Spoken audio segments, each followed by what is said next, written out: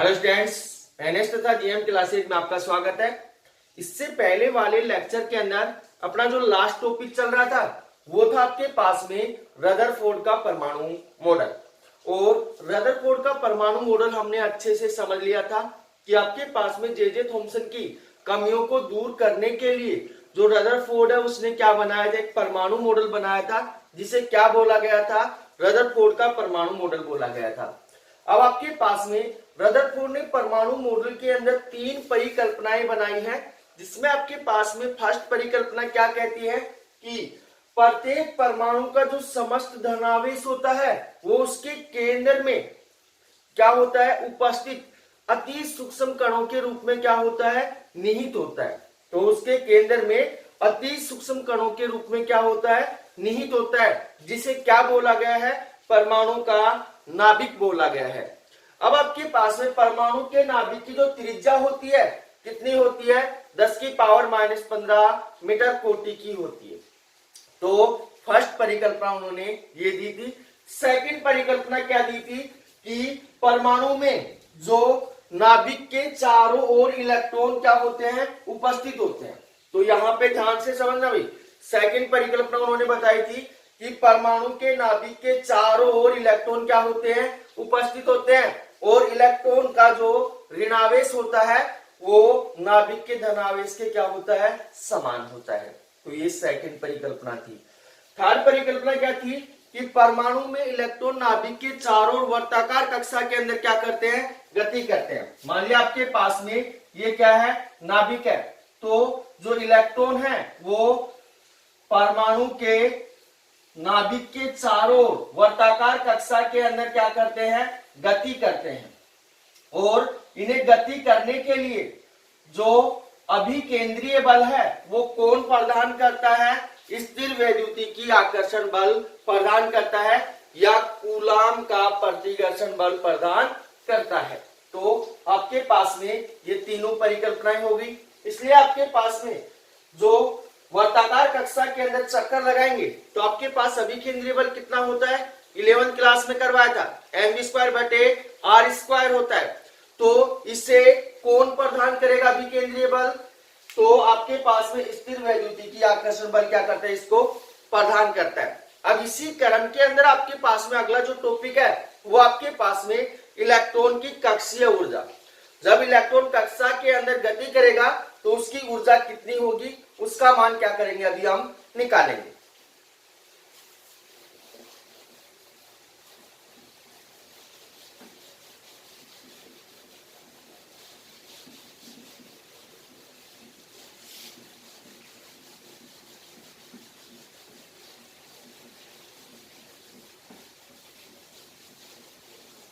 तो टॉपिक आपके पास में इलेक्ट्रॉन की कक्षीय ऊर्जा।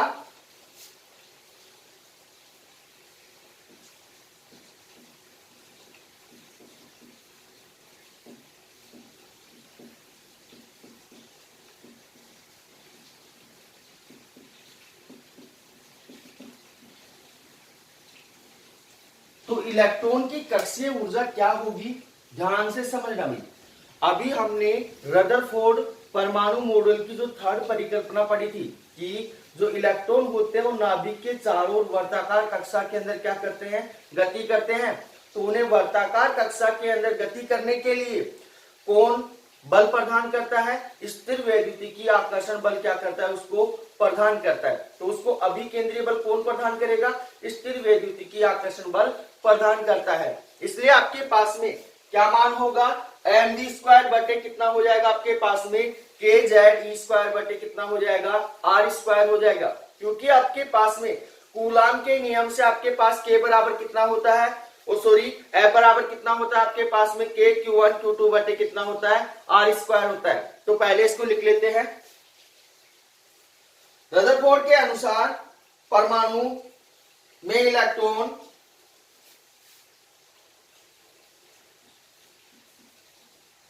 रदरफोर्ड के अनुसार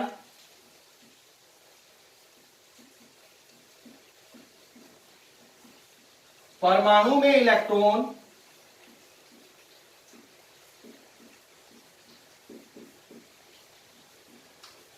नाभिक के चारों ओर वर्ताकार कक्षा में गति करते हैं। नाभिक के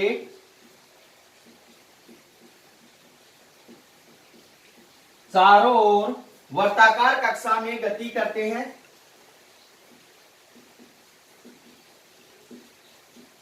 वर्ताकार कक्षा में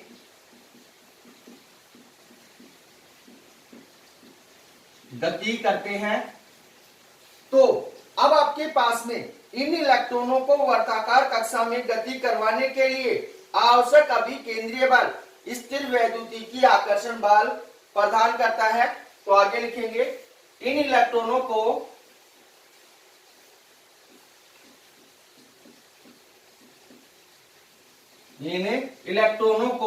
वर्ताकार कक्षा में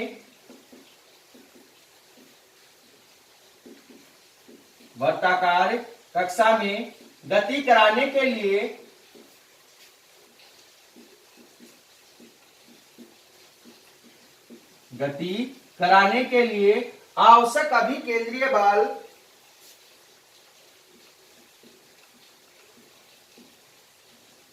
आवश्यक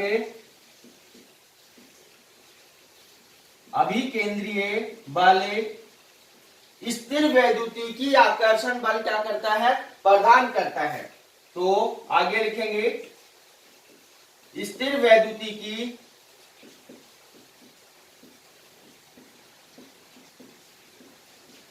आकर्षण बल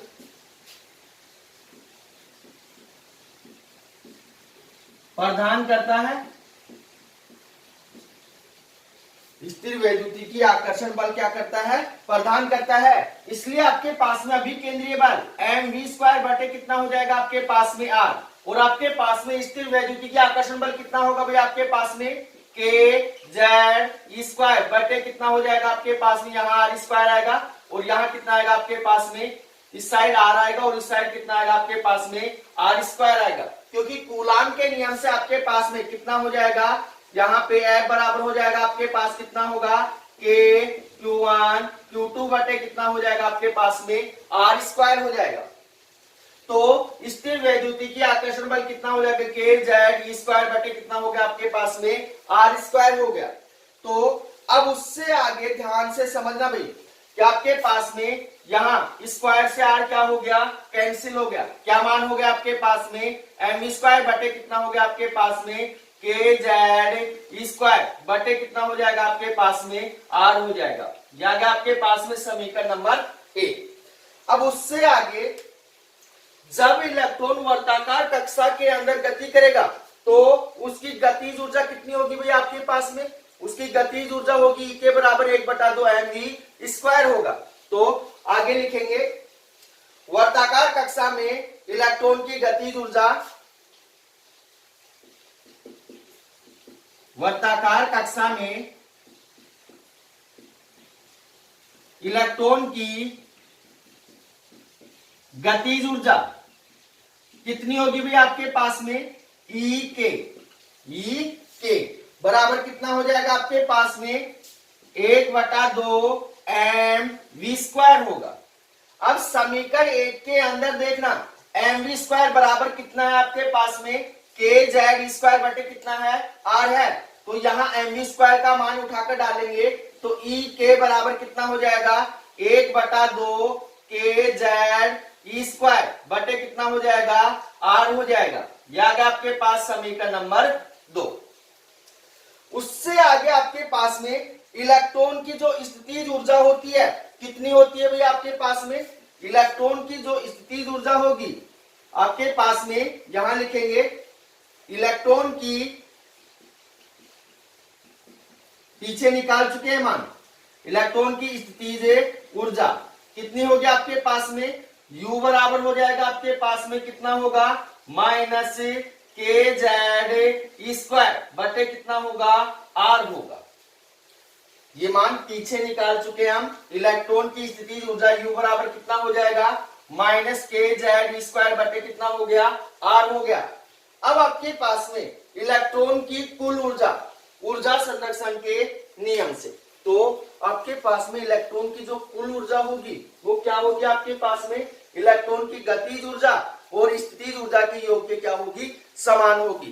तो आगे लिखेंगे इलेक्ट्रॉन की कुल ऊर्जा ऊर्जा संरक्षण के नियम से इलेक्ट्रॉन की कुल ऊर्जा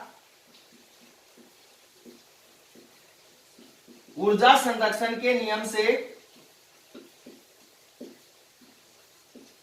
ऊर्जा संरक्षण के नियम से क्या हो जाएगी भी आपके पास में E बराबर हो जाएगा आपके पास में E के प्लस में U, E के प्लस में U। तो जो कुल ऊर्जा होगी वो गतिज ऊर्जा तथा स्थितिज ऊर्जा के योग के क्या होगी, समान होगी। अब आपके पास में गतिज ऊर्जा किसके अंदर है, E के बराबर 1/2 kz²/r है और आपके पास में स्थितिज ऊर्जा कितनी है, U बराबर आपके पास में -kz² कितना है, r है। तो ये दोनों मान उठाकर यहां डालेंगे तो इस साइड सोल्व कर रहा हूं, कितना मान होगा आपके पास में, E बराबर हो जाएगा आपके पास में 1/2 kz² कितना हो गया, r माइनस आपके पास में कितना हो जाएगा kz² कितना हो गया आपके पास में r कितना हो गया r। अब यहां पे ध्यान देना भाई, प्लस का कितना है 1/2 है, माइनस का कितना है 1 है, तो माइनस के 1 में से प्लस का 1/2 जाएगा तो किसका बचेगा, माइनस का बचेगा। तो आपके पास में E बराबर कितना हो जाएगा, -1/2 kz² कितना हो गया r। और ये क्या होती है आपके पास में, इलेक्ट्रॉन की कक्षीय ऊर्जा होती है। तो इसके ऊपर अगर आपके पास में न्यूमेरिकल आए तो आप आसानी से क्या कर सकते हो, सोल्व कर सकते हो, क्योंकि आपके पास में इलेक्ट्रॉन की जो कक्षीय ऊर्जा होती है E बराबर कितना होता है, -1/2 kz² कितना हो जाएगा आपके पास में r हो जाएगा। यहाँ आपके पास में r क्या है, जो नाभिक उसकी त्रिज्या है, k क्या है आपके पास में नियतांक मान है और E² क्या है आपके पास में इलेक्ट्रॉन के ऊपर आवेश है। तो ये मान आप आसानी से क्या कर सकते हो, सोल्व कर सकते हो। तो उससे आगे आपके पास पहले इसका स्क्रीनशॉट ले लो, इसको रब करते हैं।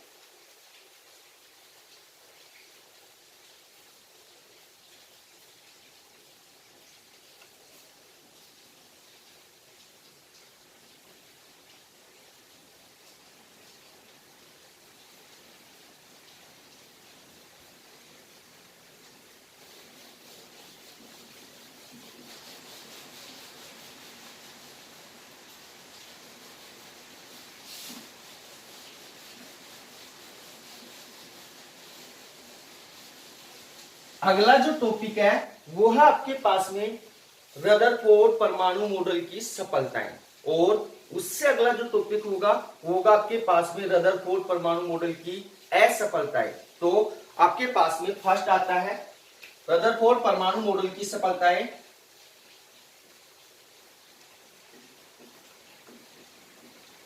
रदरफोर्ड परमाणु मॉडल की सफलताएं।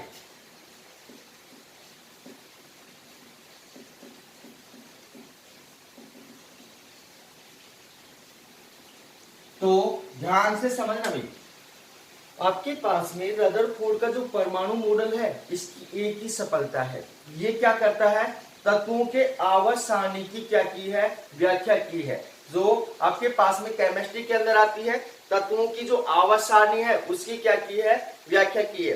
तो रदरफोर्ड के परमाणु मॉडल से हम क्या कर सकते हैं, जो तत्व है उनके आवर्त सारणी की व्याख्या कर सकते हैं। तो इसके अंदर इसकी एक ही सफलता है। तो किस प्रकार से लिखेंगे, रदरफोर्ड के परमाणु मॉडल से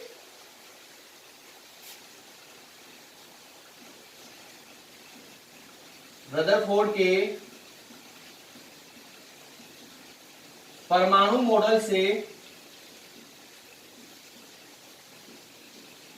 तत्वों के आवर्त सारणी, तत्वों की आवर्त सारणी की व्याख्या की जा सकती है। तत्वों की आवर्त सारणी की व्याख्या की जा सकती है।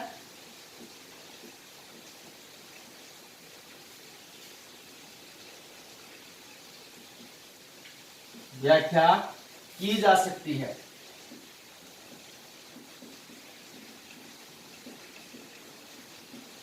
की जा सकती है। तो रदरफोर्ड परमाणु मॉडल की सफलता आपको समझ में आ गई होगी कि रदरफोर्ड के परमाणु मॉडल से केवल तत्वों के आवर्त सारणी की व्याख्या करेंगे हम, उसके अलावा कुछ नहीं करेंगे। अब आपके पास में अगला टॉपिक आता है रदरफोर्ड परमाणु मॉडल की कमियां। इसके अंदर काफी सारी कमियां रही हैं, उनको नील बोर ने दूर किया है। तो आपके पास में अगला जो टॉपिक है वो आपके पास में रदरफोर्ड परमाणु मॉडल की कमियां।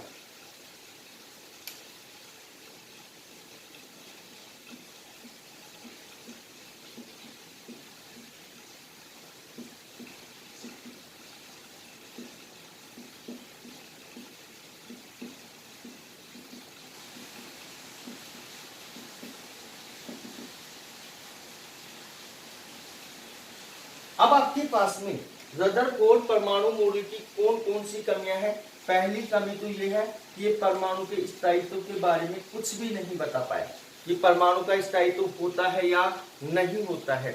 तो सबसे पहले तो इसके अंदर लिखेंगे कि रदरफोर्ड परमाणु मॉडल की निम्न कमियां हैं। तो यहां लिखेंगे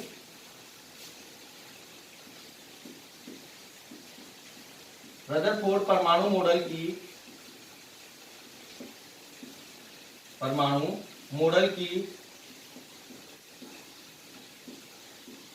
निम्न कमियां हैं।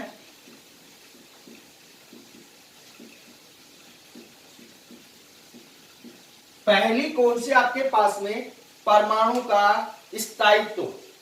तो फर्स्ट आपके पास में परमाणु का स्थायित्व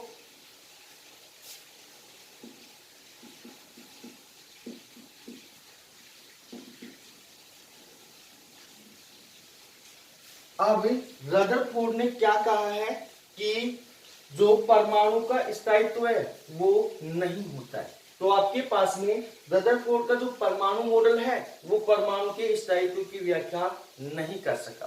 क्यों नहीं कर सका?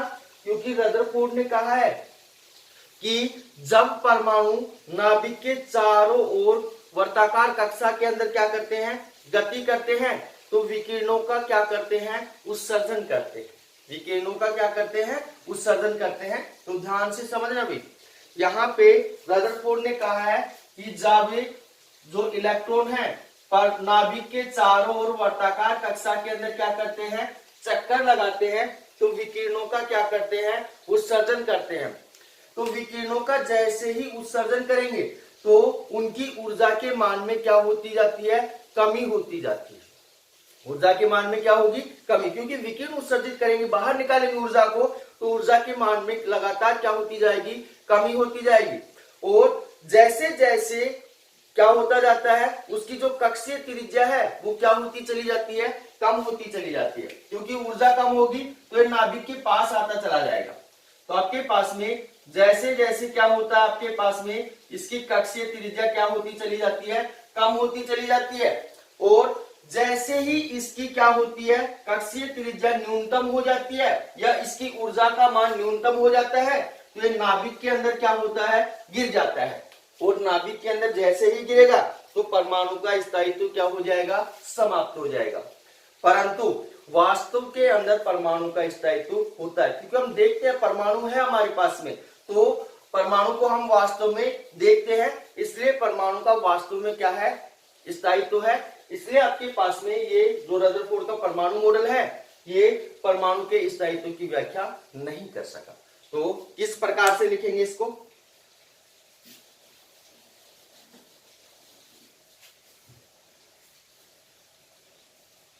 रदरफोर्ड का परमाणु मॉडल परमाणु के स्थायित्व की व्याख्या नहीं कर सका।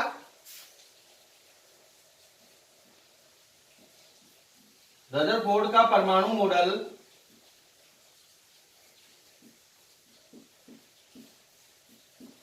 परमाणु के स्थायित्व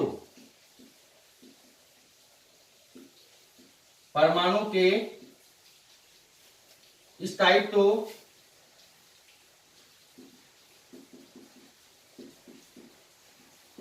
की व्याख्या नहीं कर सका, की व्याख्या नहीं कर सका। क्यों नहीं कर सका, इसका रीजन भी आपको लिखना है, क्योंकि आपके पास में अगर आपसे कोई पूछ ले कि क्यों नहीं कर सका, तो आप बता सकते हो कि रदरफोर्ड ने बताया है कि जो इलेक्ट्रॉन है जब नाभिक के चारों ओर वर्ताकार कक्षा के अंदर क्या करते हैं, गति करते हैं, तो विकिरणों का लगातार क्या करते हैं, उत्सर्जन करते हैं। जब विकिरणों का उत्सर्जन करेंगे तो ऊर्जा के मान में लगातार क्या होती है, कमी होती है। और जैसे जैसे उसकी जो कक्षीय त्रिज्या है उसका मान क्या होता चला जाता है, कम होता चला जाता है, और अंत में क्या होता है, वो नाभिक के अंदर गिर जाता है और उसका स्थायित्व क्या होता है, समाप्त हो जाता है। तो आगे किस प्रकार से लिखेंगे, क्योंकि इलेक्ट्रॉन नाभिक के चारों ओर वर्ताकार कक्षा में चक्कर लगाते हुए, यहां से स्टार्ट करेंगे अगली लाइन से, क्योंकि इलेक्ट्रॉन नाभिक के चारों ओर वर्ताकार कक्षा में, नाभिक के चारों ओर वर्ताकार कक्षा में, वर्ताकार कक्षा में चक्कर लगाते हुए विकिरणों का क्या करते हैं, उत्सर्जन करते हैं। लगाते हुए विकिरणों का उत्सर्जन करते हैं।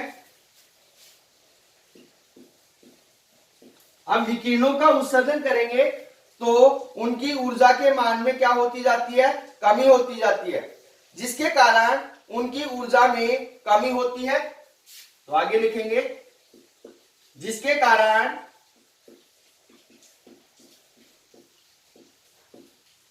उनकी ऊर्जा में कमी होती है, उनकी ऊर्जा में कमी होती है।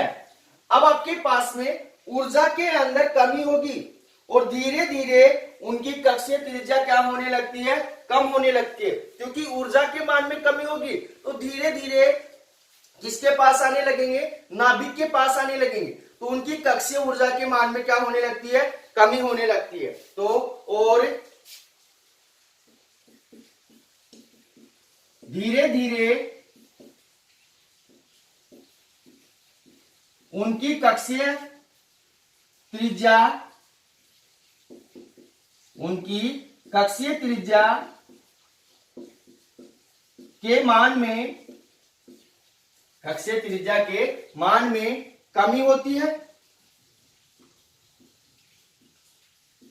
कमी होती है। अब आपके पास में कक्षीय त्रिज्या के मान में कमी होगी तो क्या होगा भाई, आपके पास अंत के अंदर क्या होगा, वो किसके अंदर गिर जाएगा, नाभिक के अंदर गिर जाएगा। तो उससे आगे लिखेंगे, और अंत में नाभिक के चारों ओर चक्कर लगाते हुए इलेक्ट्रॉन नाभिक में गिर जाते हैं। आगे लिखेंगे, और क्या लिखेंगे आगे, और अंत में नाभिक के चारों ओर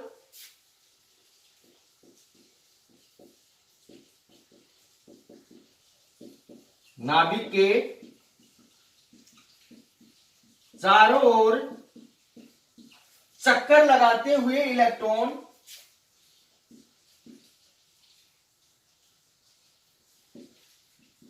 चक्कर लगाते हुए इलेक्ट्रॉन क्या होते हैं, नाभिक में गिर जाते हैं,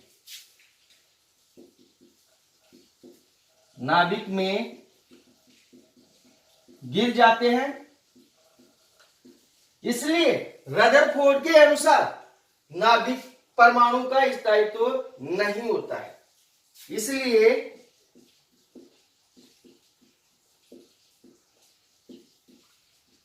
रदरफोर्ड के अनुसार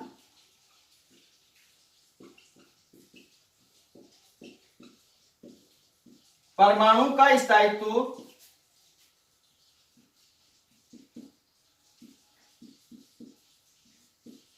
नहीं होता है, परंतु वास्तु के अंदर क्या होता है, परमाणु का स्थायित्व होता है। तो आगे लिखेंगे, परंतु वास्तव में परमाणु का स्थायित्व होता है। वास्तव में परमाणु का स्थायित्व होता है। तो आपको समझ में बैठ गया होगा कि रदरफोर्ड का जो परमाणु मॉडल है वो परमाणु के स्थायित्व के बारे में व्याख्या नहीं कर सका। उसने कहा कि परमाणु का कोई अस्तित्व होता ही नहीं है। क्यों नहीं होता है, इसका कारण मैंने आपको समझा दिया है। सेकंड आपके पास में है कि परमाणु के रेखिक स्पेक्ट्रम की व्याख्या। तो सेकंड जो इसकी कमी है वो ये है, परमाणु के रेखिक स्पेक्ट्रम की व्याख्या।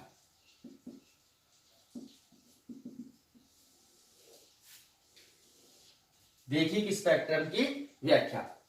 तो अब आपके पास में यहां पे ध्यान देना कि जो रदरफोर्ड का परमाणु मॉडल है वो परमाणु के रेखिक स्पेक्ट्रम की व्याख्या नहीं कर सका। क्यों नहीं कर सका? क्योंकि आपके पास में जब इलेक्ट्रॉन नाभिक के चारों ओर विभिन्न त्रिज्याओं की कक्षा के अंदर क्या करते हैं, चक्कर लगाते हैं। क्योंकि आपके पास में एक ही त्रिज्या की कक्षा तो है नहीं, विभिन्न त्रिज्याओं की कक्षा के अंदर क्या लगाते हैं, चक्कर लगाते हैं। तो वो क्या करते हैं, अलग अलग आवर्ती की विद्युत चुंबकीय तरंगे क्या करते हैं, उत्सर्जित करते हैं। दोबारा से सुनना कि इलेक्ट्रॉन विभिन्न त्रिज्याओं की कक्षा के अंदर नाभिक के चारों ओर क्या लगाते हैं, चक्कर लगाते हैं, जिसके कारण वो विभिन्न आवर्ती की क्या करते हैं, विद्युत चुंबकीय तरंगे उत्सर्जित करते हैं। इसके कारण जो स्पेक्ट्रम प्राप्त होगा वो कैसा होगा, सतत होगा। लगातार कर रहे हैं तो जो स्पेक्ट्रम होगा सतत होगा। परंतु आपके पास में जो परमाणु का स्पेक्ट्रम होता है वो कैसा होता है, रेखिक स्पेक्ट्रम होता है। तो आपके पास ये रेखिक स्पेक्ट्रम की व्याख्या नहीं कर सका।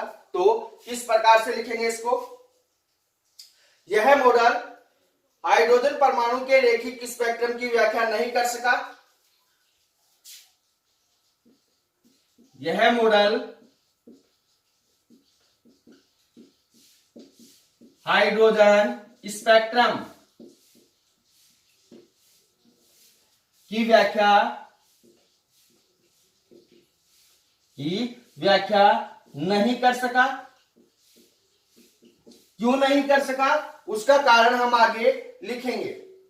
क्योंकि रदरफोर्ड के अनुसार परमाणु नाभिक के चारों ओर जो इलेक्ट्रॉन है, नाभिक के चारों ओर विभिन्न त्रिज्याओं की कक्षा में चक्कर लगाते हैं। तो आगे लिखेंगे, क्योंकि रदरफोर्ड के अनुसार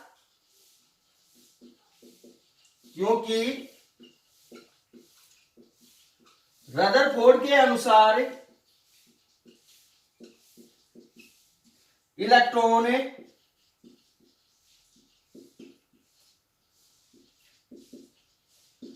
नाभिक के चारों ओर विभिन्न त्रिज्याओं की कक्षा में चक्कर लगाते हैं। विभिन्न त्रिज्याओं की कक्षा में चक्कर लगाते हैं। तो अब आपके पास में विभिन्न कक्षाओं की त्रिज्या में चक्कर लगाएंगे तो क्या होगा भाई, और सभी आवर्ती के विद्युत चुंबकीय तरंगों का उत्सर्जन करते हैं। आगे लिखेंगे, और सभी आवर्ती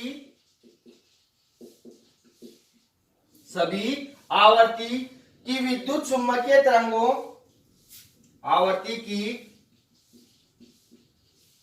विद्युत चुंबकीय तरंगों का उत्सर्जन करते हैं,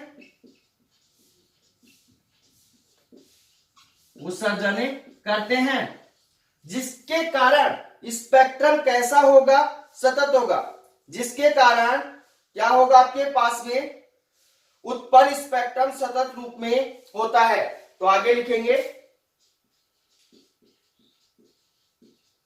जिसके कारण स्पेक्ट्रम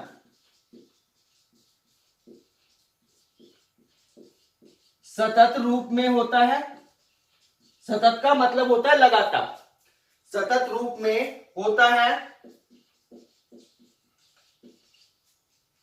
उससे आगे क्या होगा, परंतु वास्तविकता में इलेक्ट्रॉन नाभिक के चारों ओर गति करते हुए कुछ विभक्त मानों में विद्युत चुंबकीय तरंगों का क्या करते हैं, उत्सर्जन करते हैं। यहां पे ध्यान से समझना कि आपके पास में यहां पे ये तो रदरफोर्ड ने बता दिया कि सतत रूप में कर रहे हैं, परंतु नाभिक के चारों ओर वर्ताकार कक्षा के अंदर गति करते हुए जो इलेक्ट्रॉन है कुछ विभक्त मानों के अंदर क्या करते हैं, विकिरणों का या विद्युत चुंबकीय तरंगों का क्या करते हैं, उत्सर्जन करते हैं।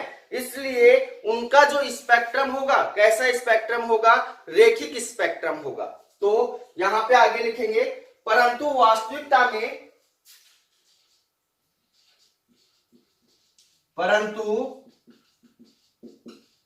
वास्तविकता में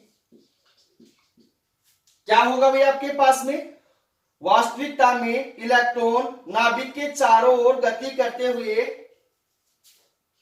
इलेक्ट्रॉन नाभिक के चारों ओर गति करते हुए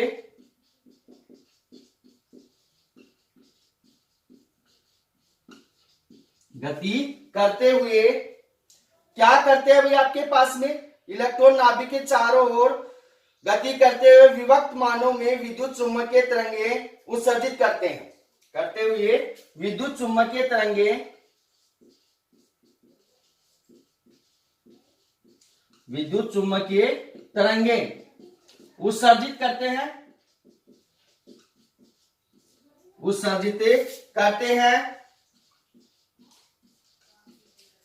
जिससे क्या होता है भाई आपके पास में, इसलिए उनका जो स्पेक्ट्रम है कैसा होता है, रेखिक स्पेक्ट्रम होता है।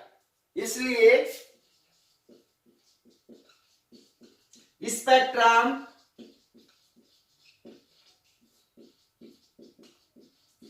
रेखिक स्पेक्ट्रम होता है,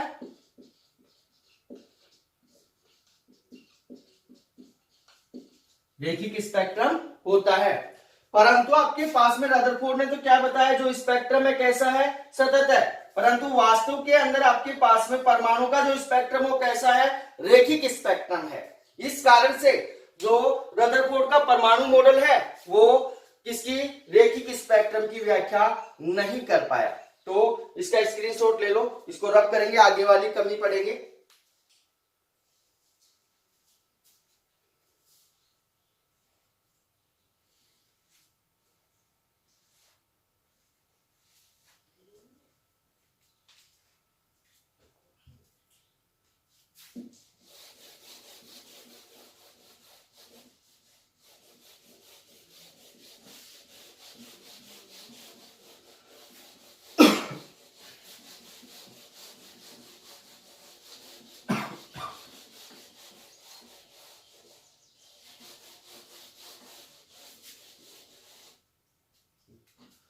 अगले जो कमी है कि आपके पास में रदरफोर्ड का जो परमाणु मॉडल है वो जो स्पेक्ट्रमी रेखाएं हैं उनकी तीव्रता, जो स्पेक्ट्रमी रेखाएं जो आएंगी उनकी तीव्रता या फिर आपके पास में जेमान प्रभाव या स्टार्क प्रभाव की व्याख्या नहीं कर पाया। कहने का मतलब आपके पास में क्या है कि विद्युत क्षेत्र तथा चुंबकीय क्षेत्र के अंदर स्पेक्ट्रमी रेखाओं के विपाटन होने की व्याख्या नहीं कर पाया। तो आगे क्या लिखेंगे, एरो का निशान लगाकर, विपाटन का मतलब होता है आपके पास में अलग अलग होने की व्याख्या नहीं कर पाया। तो किस प्रकार से लिखेंगे, थर्ड है आपके पास में कि यह मॉडल स्पेक्ट्रमी रेखाओं की तीव्रता, यह मॉडल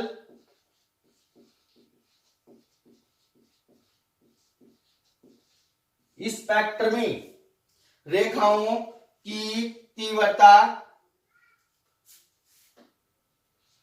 स्पेक्ट्रमी रेखाओं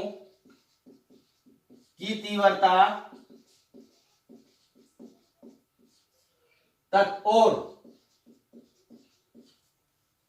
विद्युत तथा चुंबकीय क्षेत्र में स्पेक्ट्रमी रेखाओं के विपाटन और विद्युत तथा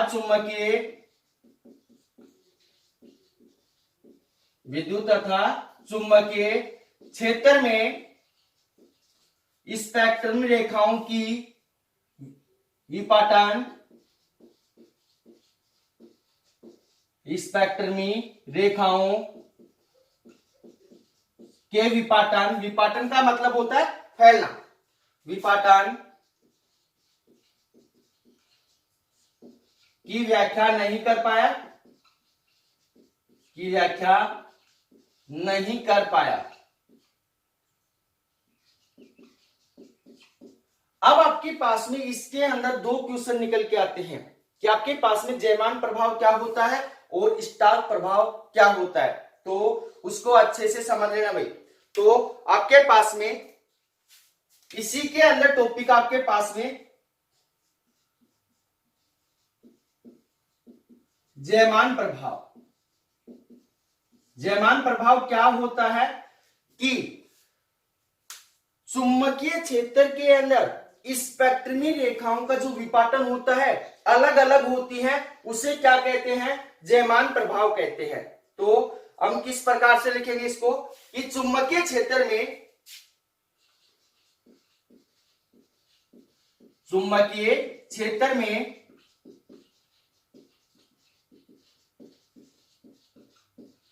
स्पेक्ट्रमी रेखाओं का विपाटन होना, स्पेक्ट्रमी रेखाओं का विपाटन होना क्या कहलाता है, जयमान प्रभाव कहलाता है।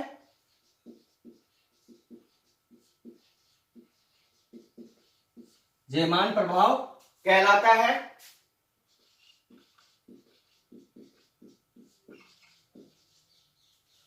उससे आगे आपके पास में सेकंड आपके पास में स्टार्क प्रभाव,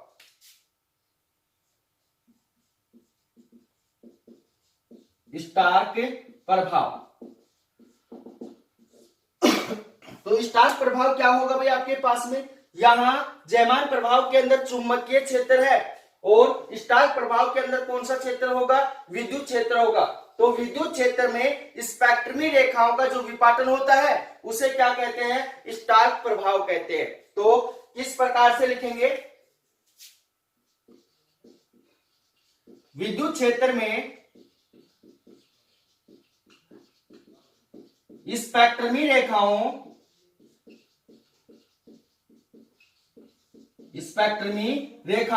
का विपाटन होना, स्पेक्ट्रमी रेखाओं का विपाटन होना क्या कहलाता है आपके पास में, स्टार्क प्रभाव कहलाता है। स्टार्क प्रभाव कहलाता है। तो ये हो गया आपके पास में रदरफोर्ड परमाणु मॉडल की कमियां।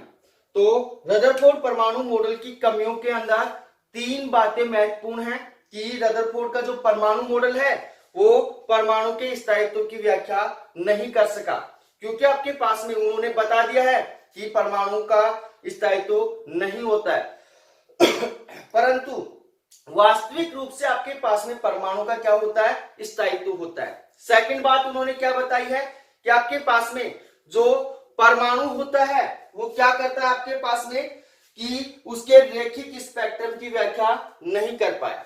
कौन, रदरफोर्ड का परमाणु मॉडल। उन्होंने कहा है कि जो परमाणु है उसका स्पेक्ट्रम कैसा होता है, सतत होता है, लगातार होता है, परंतु नहीं, उसका जो वास्तविकता के अंदर जो स्पेक्ट्रम होता है कैसा होता है, रेखीय होता है। थर्ड कमी क्या है कि यह मॉडल स्पेक्ट्रमी रेखाओं की तीव्रता या विद्युत क्षेत्र तथा चुंबकीय क्षेत्र में जो स्पेक्ट्रमी रेखाएं हैं उनके विपाटन की व्याख्या नहीं कर पाया। तो आपके पास में जेमान प्रभाव क्या है, स्टार्क प्रभाव क्या है, ये मैंने आपको समझा दिया है। तो अगर वीडियो आपको पसंद आया है तो वीडियो को लाइक कीजिए, शेयर कीजिए तथा हमारे YouTube चैनल को सब्सक्राइब कीजिए। तो मिलते हैं एक छोटे से ब्रेक के बाद। धन्यवाद।